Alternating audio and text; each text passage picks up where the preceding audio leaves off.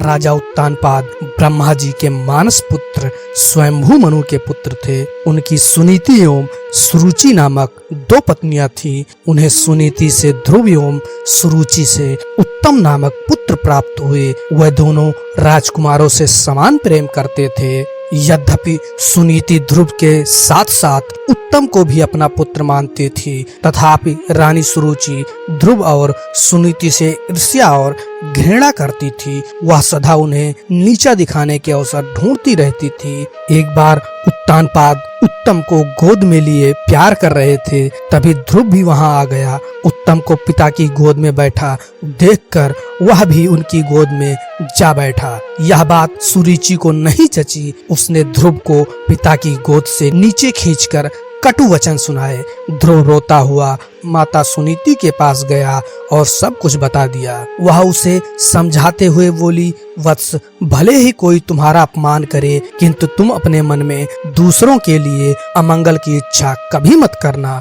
जो मनुष्य दूसरे को दुख देता है, उसे स्वयं ही उसका फल भोगना पड़ता है। पुत्र, यदि तुम पिता की गोद में बैठना चाहते हो तो भगवान विष्णु की आराधना कर उन्हें प्रसन्न करो। उनकी कृपा से ही तुम्हारे पितामह स्वयंभू मनु को दुर्लभ लौकिक और अलौकिक सुख भोगने के बाद मोक्ष की प्राप्ति हुई थी। इसलिए पुत्र, तुम भी उनकी आराधना में लग जाओ। केवल वही तुम्हारे दुखों को दूर कर सकते हैं। सुनीति की बात सुनकर ध्रुव के मन में श्री विष्णु के प्रति भक्ति और श्रद्धा के भाव उत्पन्न हो गए। वह घर त्याग कर वन की ओर चल पड़ा। भगवान विष्णु की कृपा से वन में उसे देवर्षि नारद दिखाई दिए। उन्होंने ध्रुव को श्री विष्णु की पूजा आराधना की विधि बताई। ध्रुव ने यमुना के जल में स्नान किया और निराहार रहकर एकाग्र मन से श्री विष्णु की आराधना करने लगा। 5 महीने बीतने के बाद वह पैर के एक अंगूठे पर स्थिर होकर तपस्या करने लगा। धीरे धीरे उसका तेज बढ़ता गया। उसके तप से तीनों लोग कंपायन हो उठे। जब उसके अंगूठे के भार से पृथ्वी दबने लगी, तब भगवान विष्णु भक्त ध्रुव के समक्ष प्रकट हुए और उसकी इच्छा पूछी।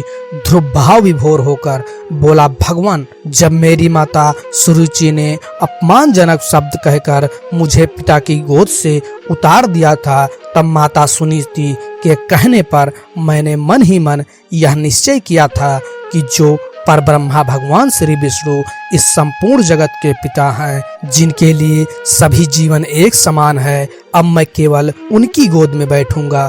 इसलिए यदि आप प्रसन्न होकर मुझे वर देना चाहते हैं तो मुझे अपनी गोद में स्थान प्रदान करें, जिससे कि मुझे उस स्थान से कोई भी उतार ना सके।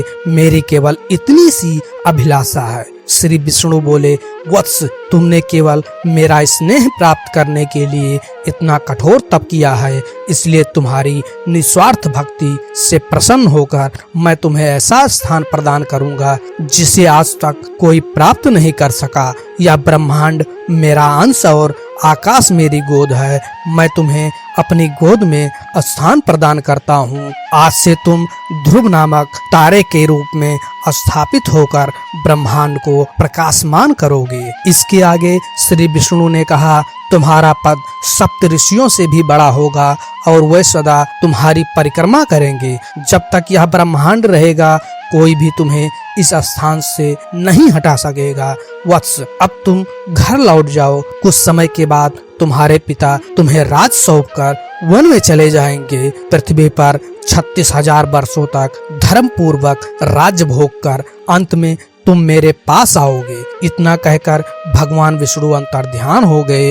इस प्रकार अपनी भक्ति से भगवान विष्णु को प्रसन्न कर बालक ध्रुव संसार में अमर हो गया। अगर ये कहानी आपको अच्छी लगती है, प्लीज लाइक करें, शेयर करें और इस चैनल को सब्सक्राइब करके अपने भाई का सपोर्ट करें।